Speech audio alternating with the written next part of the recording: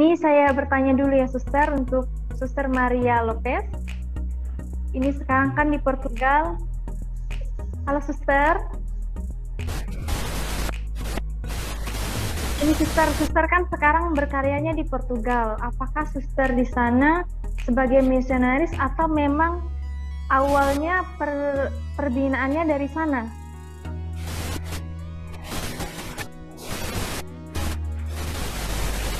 Dengar kita, Anda kita. Dengar? Ya. Oke, begini.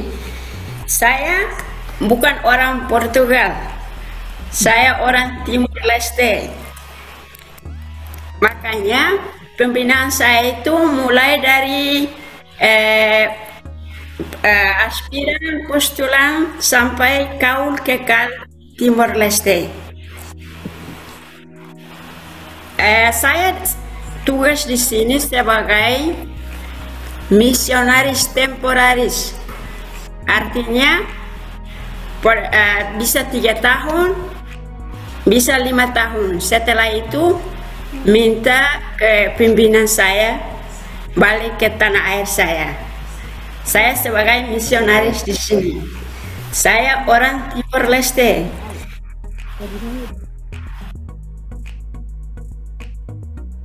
Sampai 35 ya. Yang kedua, karena kita sistem di Indonesia ya, minimal itu lulusan SMA sederajat. Terus mungkin teman-teman pikir ya, gue ini udah kuliah nih, gimana? Atau gue udah kerja nih, boleh-boleh aja. Tapi minimalnya itu lulusan SMA. Kemudian kriteria yang ketiga untuk kita kanosian adalah punya pengalaman kerja minimal 1 tahun ya, seperti itu. Nah, gimana kalau misalnya ada teman-teman muda yang ada di sini atau adik atau siapa-siapanya lah lulus SMA misalnya, nggak punya pengalaman kerja, tapi pengen jadi suster gitu ya, ngebet banget gitu ya istilah orang Jakarta, ngebet banget nih mau jadi suster gitu kan, tapi gue baru lulus nih SMA, boleh-boleh aja. Nah nanti ketika masuk bersamaan dengan para suster akan diberikan pengalaman kerja, begitu, tetap akan diberikan pengalaman kerja. Lalu yang tidak kalah penting, persyaratan berikutnya adalah pasti teman-teman rekan-rekan muda harus sehat jasmani dan rohani. Jadi kalau agak-agak sengkleng kan nggak mungkin.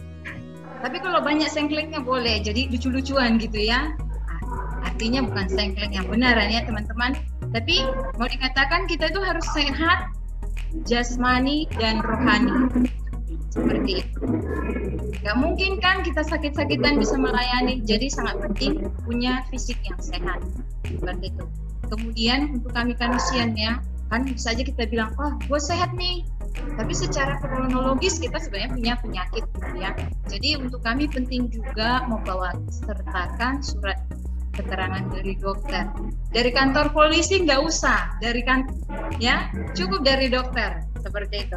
Kemudian rekomendasi dari orang tua dan pastor paroki seperti itu ya.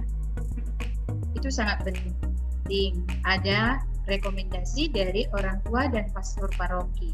Nah, mungkin hal-hal yang umum itu saja yang kita katakanlah menjadi kriteria umum kalau saya mau jadi suster kanosian seperti itu. Nah, untuk jadi father kanosian mungkin sedikit berbeda. Nah, kalau untuk itu silahkan teman-teman bisa menanyakan langsung atau kita dengar langsung dari Padre Clemente atau Padre Yosef. Terkait dengan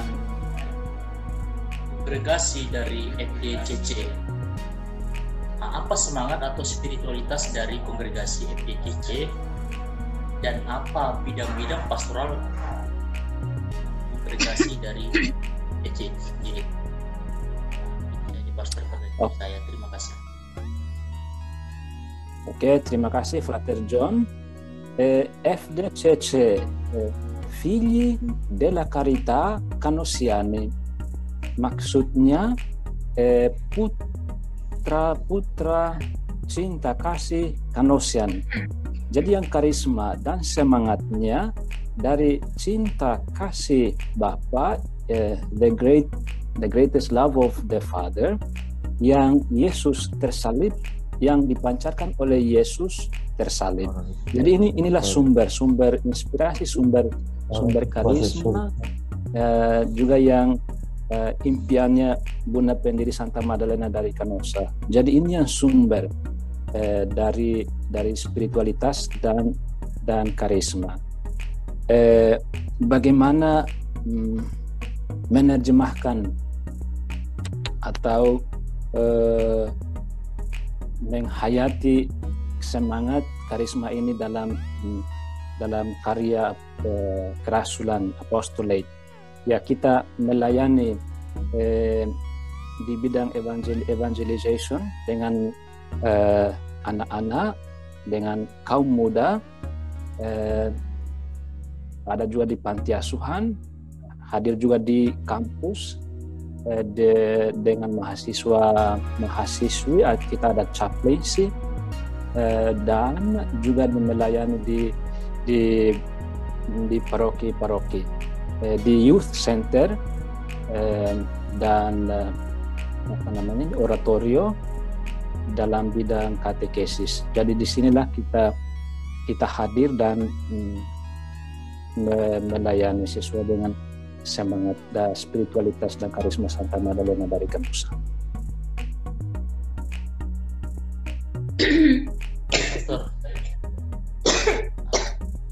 Terima kasih. Saya. Iya. Terkait dengan karya kerasulan dari kongregasi FDJC, apakah ada di Sumatera? Sorry, saya tidak tadi kurang mendengar ini. Baik, Pastor.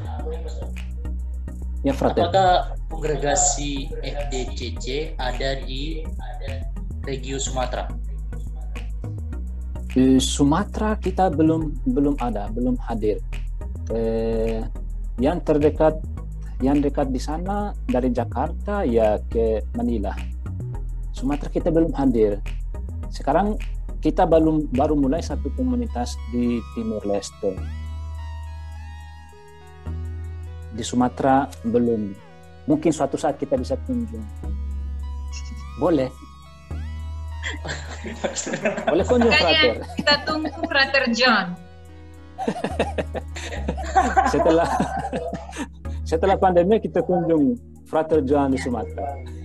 Hai, mudah-mudahan kita ketemu, Pastor. Ya, mudah-mudahan kita bisa bertemu ya. Oke, terima kasih, Pastor. Boleh tanya Frater John Projo atau kongregasi? Baik, Pastor, saya Projo Padang, Pastor. Oke. Ya, Sumatera Barat. Sumatera Barat. Baik, Frater John, mudah-mudahan kita bisa bertemu. Amin. Harapannya begitu, Pastor.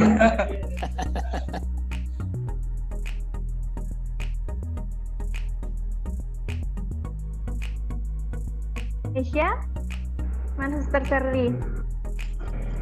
Halo Suster Serly. Ya. Ini saya mau nanya Suster, ini kan susternya di Indonesia sekarang kan?